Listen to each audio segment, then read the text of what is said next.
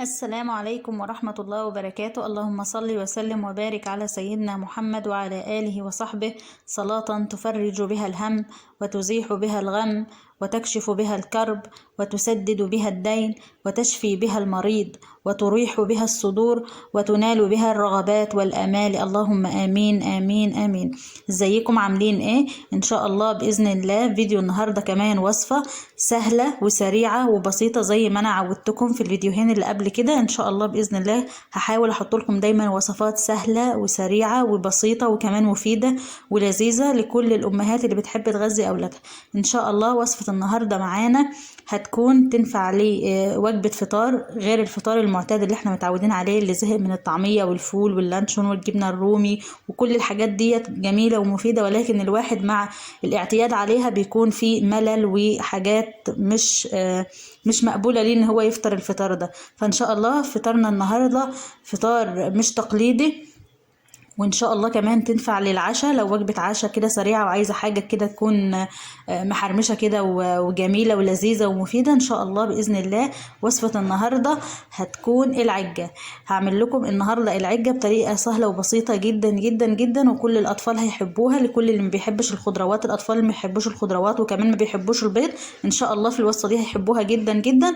وتعالوا على طول نشوف المكونات بتاعتنا ايه.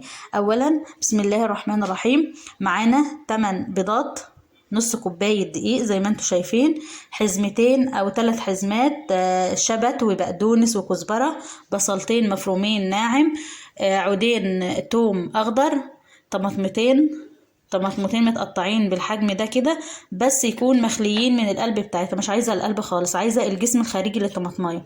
معلقتين سمنه على معلقتين زيت. التوابل بتاعتنا معلقه ملح، معلقه صغيره بابريكا، معلقه كمون، معلقه فلفل اسمر، معلقه كزبره، معلقه 7 بهارات، المعلقه الكبيره دي جدا معلقه البيكنج باودر. يلا بينا نسمي بسم الله ونصلي بينا على سيدنا النبي ونبدا على طول اول خطوه من خطوات تحضيرنا للعج. بسم الله. اول خطوه من خطوات العجه، نزلت بالمعلقتين السمنه مع معلقتين الزيت، عليهم البصلتين الكبار المفرومين، حطيتهم على نار لحد ما ابدا اكرمل البصل كده او يخش معايا في نص سوا، وبعدين اوريهولكم للمرحله اللي انا عايزه فيها تكرميل البصل. ده بيكون شكل البصل بعد ما دخل في السوا، دخل في عملية السوا بعد ما كرملته شوية. ده اللون اللي انا عايزة اوصله، او الطريقة دي ما يكونش طيب 100% وكمان ما يكونش ملسوع مني بالشكل ده. ده بيكون اللون اللي انا عايزة اوصله. انا فضيته من الطاسة على طبق يكون واسع، هسيبه يبرد لان ما ينفعش انزل بيه سخن على البيض. هسيبه يبرد كده دقيقتين، وعلى ما البصل بتاعنا يبرد او يهدى كمان، يلا تعالوا على طول نحضر باقي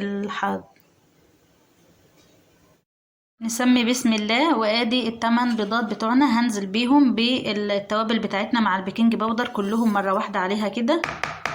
بسم الله الرحمن الرحيم. اللهم صل وسلم وبارك على سيدنا محمد. وبعدين انزل بكوباية الدقيق بالشكل ده، وابدا كده اخلطهم كويس، اشيل كل التكتلات، لازم ما يبقاش معايا اي تكتلات مع الدقيق والبيض.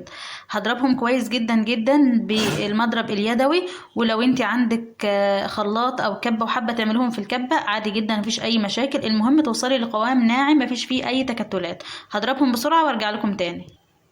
وده القوام اللي انا عايزه اوصل له، ما شاء الله شوفوا ناعم ازاي، مفيش فيه اي تكتلات، مفيش فيه اي دقيق، مفيش فيه اي حاجه باينه. انا عملته كويس، وللحقيقه انا ضربته في الخلاط علشان يكون ناعم معايا كده وما يكونش معايا اي تكتلات. على طول بقى نشوف الخطوه اللي بعد كده. البصل هدى معايا، نزلته على طول على الخليط مع بسم الله الرحمن الرحيم حزمه الشبت مع الكزبره مع البقدونس مع الثوم الاخضر، بسم الله، مع الطماطم. هبدأ اقلب المكونات دي كلها مرة واحدة، هقلبها وارجع لكم تاني. وده بيكون شكل العجة بتاعتنا بعد ما قلبت كل المكونات عليها. ما شاء الله لو تشموا الريحة حلوة جدا جدا جدا. الخطوة اللي بعد كده ايه؟ الخطوة اللي بعد كده هجيب صاج يكون مدهون بمعلقة سمنة ومرشوش رشة دقيق محترمة كده، يعني رشاه مغلفاه من الجوانب ومن الأرضية كويس جدا، وهتدخلها الفرن على درجة حرارة 180، يكون مسخن مسبقا الفرن من قبل كده. يعني قبل ما تشتغلي في المكونات بتاعتك لازم تكوني مسخنه الفرن. دي خطوه انا نسيت اقولك عليها في اول الفيديو. هبدا انزل العجه بتاعتنا في الصينيه المدهونه بالزيت المدهونه بالسمنه والدقيق واوريها لكم. دي الصينيه اللي انا هنزل فيها العجه، انا مغلفاها اهي بالدقيق والسمنه. هنزل على طول بالصوص فيها. بسم الله ما شاء الله اللهم بارك. انا نزلتها دلوقتي في الصاج اهو، ما شاء الله الكميه دي كميه محترمه جدا جدا. هبدا ادخلها الفرن وان شاء الله باذن الله اول ما تخرج من الفرن هوريها لكم. بسم الله ما شاء الله اللهم صل وسلم وبارك على سيدنا محمد وعلى اله وصحبه.